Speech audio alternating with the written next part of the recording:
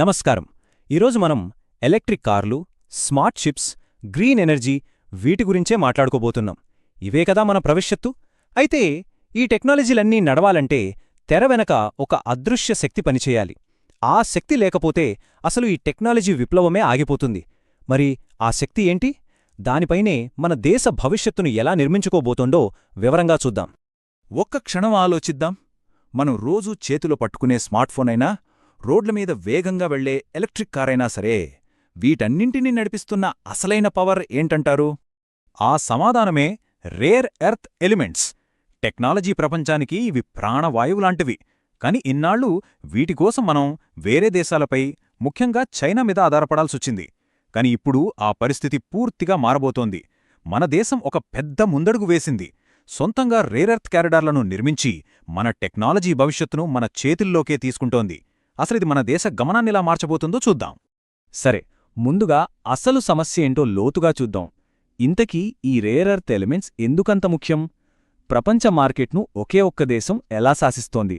ముందొక విషయం క్లియర్ చేసుకుందాం. రేరెర్త్ అనగానే చాలామంది ఇవి భూమిపై చాలా అరుదుగా దొరుకుతాయేమో అనుకుంటారు. కాని అది నిజం కాదు.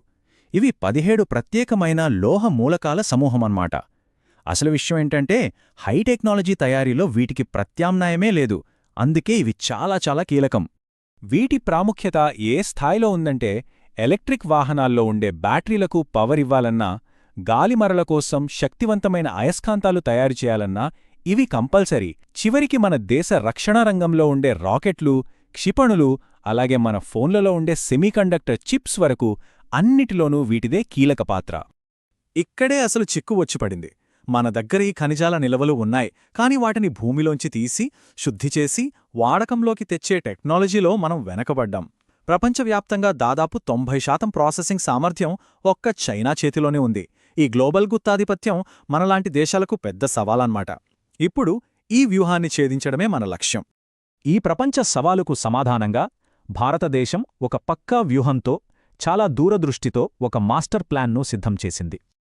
ఆ సమాధానమే దేశంలోని 4 కీలక రాష్ట్రాల్లో ప్రత్యేకమైన రేర్ ఎర్త్ కారిడార్లను నిర్మించడం.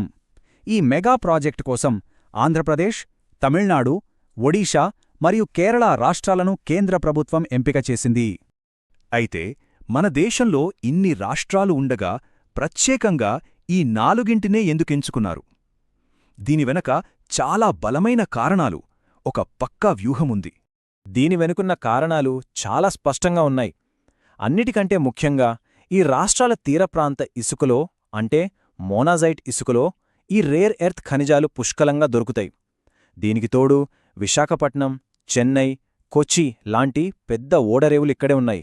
కాబట్టి లాజిస్టిక్ సమస్య ఉండదు. అంతేకాదు, తమిళనాడు లాంటి రాష్ట్రాలు ఇప్పటికే ఆటోమొబైల్, ఈవీ పరిశ్రమలకు అడ్డాగా ఉన్నాయి. అంటే ముడిసరుకును తవ్వి అక్కడే శుద్ధిచేసి నేరుగా పక్కనే ఉన్న ఫ్యాక్టరీలకు పంపొచ్చు.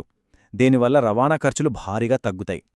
ఈ ప్రాజెక్ట్ కేవలం దిగుమతులపై మన ఆధారపడటాన్ని తగ్గించడమే కాదు, ఇది మన దేశానికి ఒక స్వావలంబనతో కూడిన ఉజ్వలమైన భవిష్యత్తును అందించబోతోంది.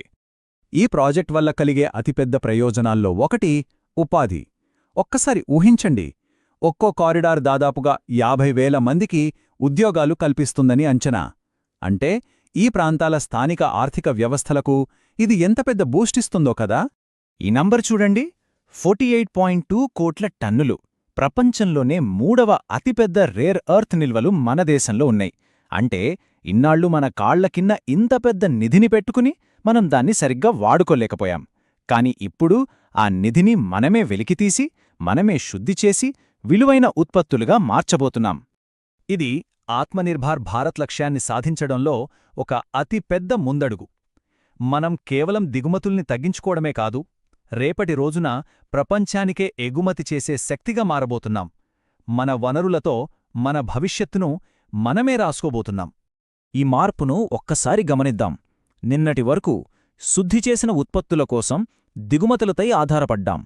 కాని రేపు మనమే స్వయం సమృద్ధి సాధించి ప్రపంచానికే ఈ ఉత్పత్తులను ఎగుమతి చేసే స్థాయికెదుగుతాం.